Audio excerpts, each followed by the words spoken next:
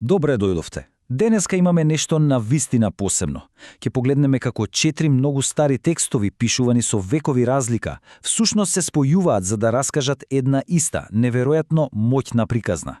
Приказна за темнината, за едно ветување и за светлината што конечно доаѓа. Ајде да почнеме. Нашата приказна не носи на едно долго патување низ времето. Замислете, почнуваме во 732 година пред нашата ера, со едно пророштво дадено на кралство кое е во целосен мрак. Потоа, правиме скок од речиси 800 години, во 55-та година од нашата ера, каде една заедница се мачи со внатрешни поделби. И на крај, во 80-та година од нашата ера, еден писател ги поврзува сите точки. Па, што е тоа што ги поврзува овие толку далечни моменти во времето? Ајде да откриеме заедно. Значи, еве како ќе се одвива нашето патување денес. Ќе тргнеме од едно кралство во темнина, па ќе го откриеме пророчството на светлината, ќе видиме како светлината е исполнета, ќе го истражиме повикот за следење и на крај ќе завршиме со единство во светлината. Добро, да почнеме со првиот дел. Кралство во темнина. Да се вратиме назад, многу назад, во 8 век пред нашата ера, за да ја видиме сцената. Значи во 8 век пред нашата ера, сликата е прилично мрачна. Израел е поделена нација. На север го имаме кралството Израел, на југ кралството Јудеа. И иако Јудеа ја има легитимната Давидова династија, и двете кралства се соочуваат со истата ужасна закана, моќната и апсолутно немилосрдна Асирска империја, позната по својата бруталност и масовни депортации. И токму овие северни територии, Завулон и Нефталим, се првите што паѓаат. Ова не е само воена загуба. Замислете, ова е длабок национален срам, како темна сенка што паѓа врз земјата. Овој детаљ е апсолутно клучен за приказната, запаметете го. И токму во тој момент, во најголемиот очај, се појавува пророкот Исаија со овие неверојатни зборови. Тој ја зема таа реална историска темнина на асирската окупација и ја претвора во моćна метафора.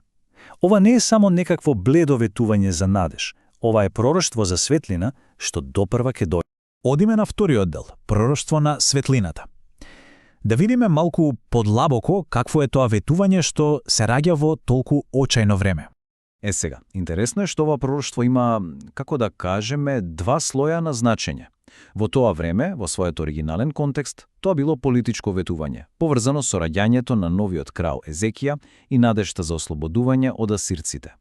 Но, како што минувале вековите, луѓето почнале да го разбираат на многу подлабоко ниво, како пророштво за доаѓањето на иден Месија и за духовно ослободување на целото човештво. Во срцето на целата оваа порака на Исаија лежи концептот на вера. Хебрејскиот збор е амин, што е многу повеќе од само верувам. Значи да се држиш цврсто, да стоиш стабилно. Пораката до кралот била кристално јасна. Ако не се држиш цврсто за ова ветување, едноставно нема да опстоиш. Верата била единствениот извор на стабилност во време на тотален хаос.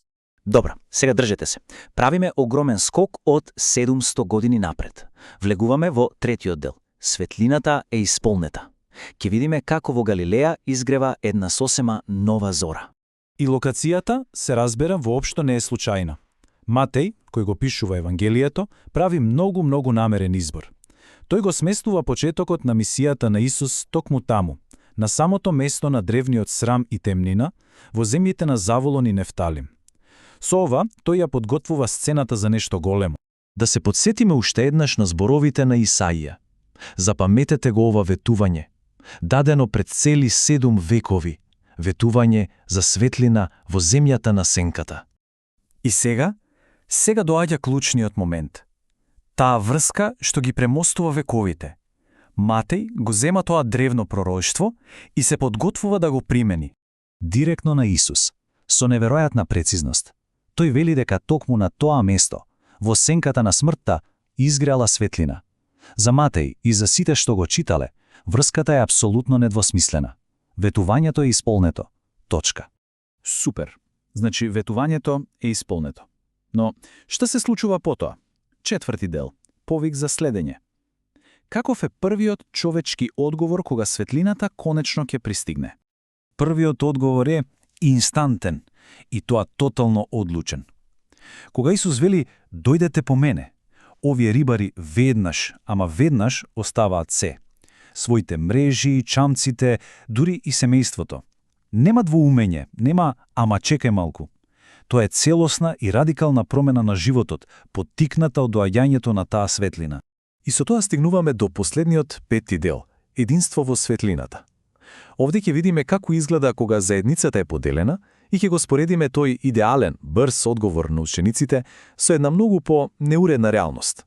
Значи, само неколку децении подоцна, во заедницата во Коринт, сликата е сосема поинаква. Наместо тоа единство, имаме поделби. Луѓето се груптираат, формираат фракции и секој вика «Јас сум на овој, јас сум на оној». Иронијата е што дури и изјавата «Јас сум на Христос» станува еден вид партиски слоган, уште една причина за расправија. И Павле, кога го слуша ова, одговара со серија остри реторички прашања кои сечат до сршта на проблемот. Чекајте малку, дали Христос се раздели? Дали можеби Павле беше распнат за вас? Поентата му е кристално јасна. Лојалноста не е кон гласникот, туку кон пораката. Христос е тој што обединува, а човечките поделби се предавство на таа основна вистина. И ова не враќа на централната тема.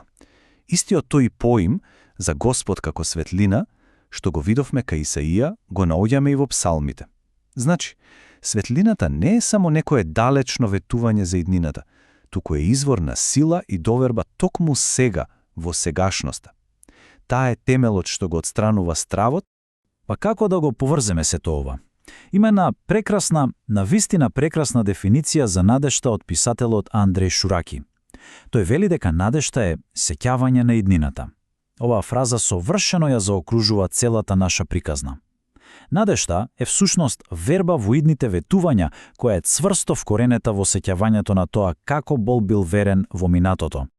И така, сето ова не остава со едно последно големо прашање за размислување.